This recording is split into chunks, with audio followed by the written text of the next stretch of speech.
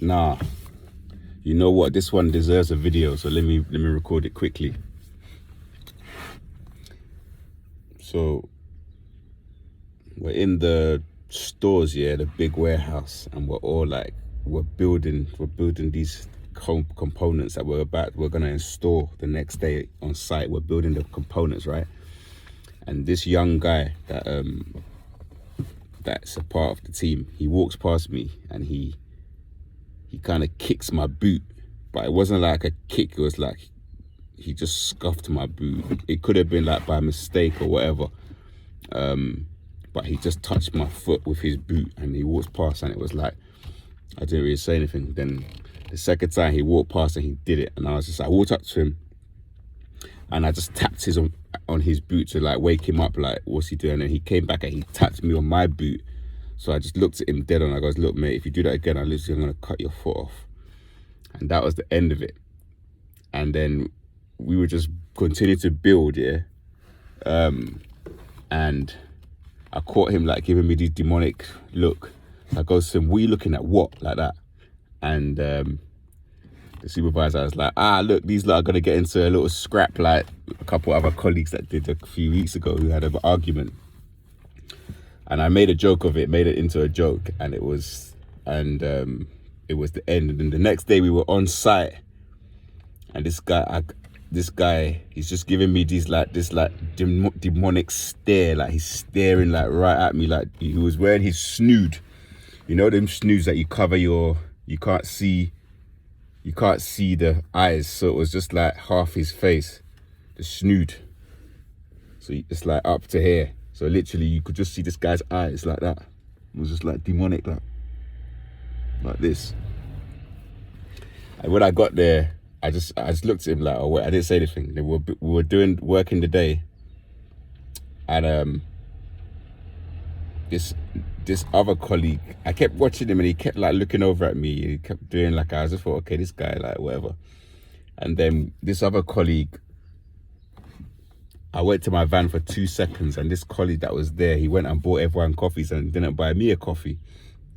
And that exact colleague, a different colleague, he'd been borrowing my tools the whole day. Like, oh, let me borrow that spanner, let me borrow that tool, let me borrow that spanner. So obviously he knew that I was there. He's got my mobile number. He could have called me. He could have just bought an extra coffee just because he didn't buy me a coffee. So when I come back from my van, I saw that I didn't have a coffee. I'm like, what, you didn't buy me a coffee? You bought everybody a coffee, you didn't buy me a coffee after you've been borrowing all my tools and I've been helping you do your job and blah, blah, blah. And he's like, oh, I forgot. Oh, I made up all these excuses. So I'm like, all right, cool. I made a bit of a fuss. I wish I hadn't done. But I went into the coffee, I bought my own coffee. I come back and they're all huddled around, the whole team. Like I think there was like 8 of us, 7 people were just all huddled around, just like gossiping, including the supervisors. And when I started drinking my coffee, one of the supervisors came over. He was like, you know what? There's another guy in the depot that nobody wants to work with. How you don't want to get ostracized by people, blah, blah, blah. And I said to him, listen, I prefer for it not to go that way. But at the end of the day, if I'm getting ostracized by people who don't know their job and they're just like people that are just standing around making numbers, I don't mind, because I'm not losing nothing. I got more experience than them, more knowledge, more know-how. So it's no real skin off my nose. They're not really important in terms of like the company structure. But at the same time, obviously, if they go and make it like your disruption, then obviously it can cause havoc with your job, and they lie, make things difficult for you, sabotage you.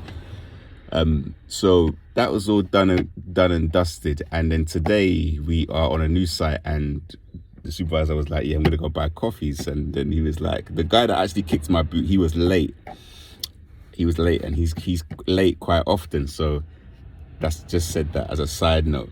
So the manager supervisor, he went and bought coffees, and he got that particular guy to come up to me in my van, because we were waiting in our vans, to hand me the coffee. So he came and handed me the coffee with this like big smile.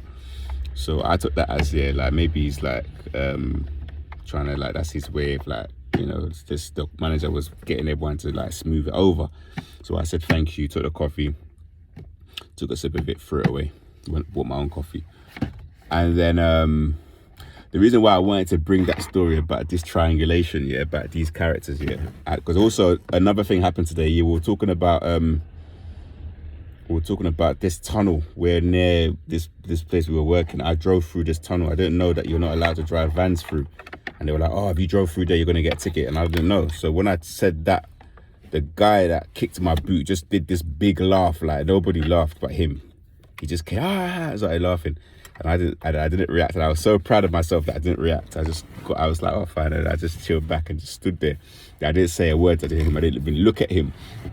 Now, why I brought this story up, I had another story about the gym as well. I'll say that another day. But this story, why it's important, is just like, it highlights how these people, they always need to gang up on you. They always need to, they're so insecure. They're so ego, like, oh, gang up. And like that day yesterday when I came out the coffee shop and they were all huddled around talking. This is going to work out in a positive in the long run. Like, if I have to leave or like move to a different department or whatever, because I don't think I can really, even though now everything has been smoothened out, it just shows me the nature of these type of people. Like that guy who forgot, or he said he forgot, I've been watching him and I've been seeing how he's been giving me like dead stares. Like when I'm doing my job separate, I look over, he's looking at me and I look and he look, or I'll be about to do something, he'll ask me, oh, do you know how to do it? And I'll be like, yeah, it's this. And he'll be like, blah, blah, blah, blah. He always has to add his two little pence to it. So it's like two things. One, the way they triangulate, they want to gang up. They want to make you feel like you're like less than. They want to make you feel like, oh, everyone's against you, it's all your fault. And another thing is, they're always looking for that reaction as well. So that little guy who walked into my boot the other day and I told him off, and then he was like the main gang leader telling everyone like, oh, look at how, you know, he's creating a new argument over coffees. So it's like, it's always me doing that. So it's, yeah, it's just that reaction. And when he laughed, I drove through that place and he started laughing, this big laughter, like they want you, even though it's got nothing to do with them. If you make a mistake, yeah, or you create error, they get happy. Like, they're so sadistic, these low vibrational people. They're just like, they like you to make a mistake. If you're in your lowest moment, they'll be recording you and stuff like this. Or you're in your lowest self, like you could be drunk, you could be high, you could be having a bad moment, you could be angry after they make you angry. That's called reactive abuse. That what he did to me was reactive abuse when he kicked my shoe. Because that kicking my shoe thing, it's like it's like a microaggression. That's what I want to talk about. Like, these characters here, they do things in order for you to react back, and then they say you're the problem. So when he kicks my shoe, it starts with him kicking my shoe by accident, but the next one, it won't be by accident. He'll literally walk past me and just barge me out of the way, like, what are you gonna do? That's literally how these people are. It's like they're constantly trying to like test your boundaries. Like, if someone just touches you, you know, don't have their disrespect, just check them straight away. That's why I just checked him. In fact, I didn't even check him, I checked him, I think it was the second time. Like, it happens in the gym. A lot of people just walk up to you and they're like about to brush you, or they stand next to you because they want to go behind you, and then you automatically move. Sometimes just stand there and then wait for them to say excuse me, or do whatever you're doing there and then move. It's like these little microaggressions. Or he looks, just the look is like a normal look, but then it's like a second or two longer he looks, so it makes this like uncomfortable but you can just relax in that look. But 9 times out of 10, we don't have to keep eye contact with these people. We don't want them to transfer their disgusting energy into us. We don't hate ourselves, and we don't need to egotistically prove anything. And why these things are so funny is because the people that are doing these things, they're not people that live in this beast mode law. Like, they're not people that look after themselves. Like, you're coming against people that actually like go gym every day, practice the martial arts, practice fighting, self-defense, weapons training, all these things. Like, literally, you're like this like overweight guy or skinny little guy, and you're trying to like play games with someone that's in the gym every day. I mean, come on, man, think about it. Let's not be silly here. So that's what I wanted to make the video about. Yeah, these little eye looks, like, look for these microaggressions. Like, when you look away, I caught this other colleague doing it as well. Like, some guy, he was a black guy, yeah, and he was in the stores, and he wanted to borrow one of my saw, a saw that we have, mini mini saw, like, what do you call it? Hacksaw, mini hacksaw. And he came over to our working station because it was me and another black guy, and he was black. So there's a whole group of people of different races, but he came to us like, oh, we're all the skin folk, but I promise you, if there's an issue, you go to him, he won't help you. So he was like, oh, has one of you got a junior hacksaw? But usually he knows that we do. So I was like, oh, whatever, I'll get it. And then he goes, oh, I hope you don't mind. You don't mind, do you? And I'm like, yeah, I do mind. I just said to him, yeah, I do mind, because we were busy, and he come in to interrupt us, and then and then asked me to now have to leave the stores, go to my van and get it out. So I was like, yes, I do mind, actually. And then, so when I said that, a different colleague that started the job the same day as I did, the one that goes training with me, he looked at that guy like, it's like he looked at him like, raw, like, this guy, like, who's he talking, like, do you see what I mean? So again, it's like trying to like gang up. This is someone else trying to get someone to, but that guy never gave him that validation of, you're right, he's getting rude to me. He just took it as, you know what, fair enough, like, it's my bad, I forgot mine, he's still helping me out.